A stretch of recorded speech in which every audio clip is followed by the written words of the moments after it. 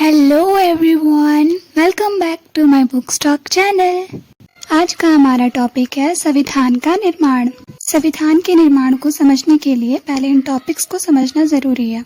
तो हमारा first topic है संविधान सभा की मांग। इसमें हम पढ़ेंगे भारत में सबसे पहले संविधान सभा की मांग कब और किसने की। संविधान सभा की मांग। भारत में संविधान सभा के गठन का विचार 1934 में पहली बार M.N. रॉय ने रखा। M.N. रॉय भारत में वामपंथी आंदोलन के प्रमुख नेता थे। 1935 में भारतीय राष्ट्रीय कांग्रेस ने पहली बार भारत के संविधान के निर्माण के लिए आधिकारिक रूप से संविधान सभा के गठन की मांग की।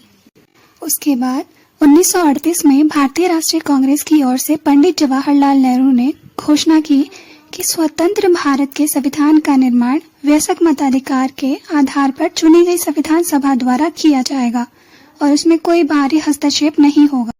पंडित जवाहरलाल नेहरू की इस मांग को ब्रिटिश सरकार ने स्वीकार कर लिया और इसे ही अगस्त प्रस्ताव 1940 के नाम से भी जाना जाता है। नेक्स्ट टॉपिक है संविधान सभा का गठन। संविधान सभा के कुल सदस्य संख्या 389 होनी थी, जिसमें 296 सीटें ब्रिटिश भारत और 93 सीटें देसी रियासतों की होनी थी। संविधान सभा के लिए चुनाव जुलाई 1946 में हुआ, जिसमें भारतीय राष्ट्रीय कांग्रेस को 208, मुस्लिम लीग को 73 और अन्य समूहों को 15 वोट्स मिले। बट जो 93 सीटें थी देसी रियासतों की, वो भर नहीं पाई क्योंकि उन्होंने अपने आप को संविधान सभा से अलग रखा था। संविधान सभा का गठन कैबिनेट मिशन 1946 योजना के तहत हुआ था।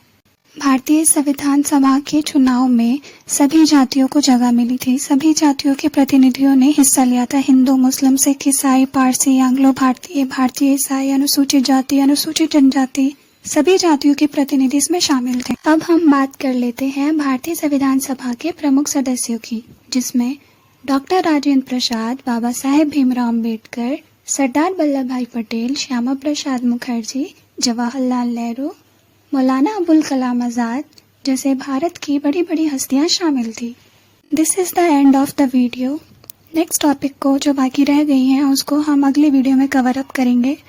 आई होप ये वीडियो आपके लिए यूजफुल हो and thank you for watching my video.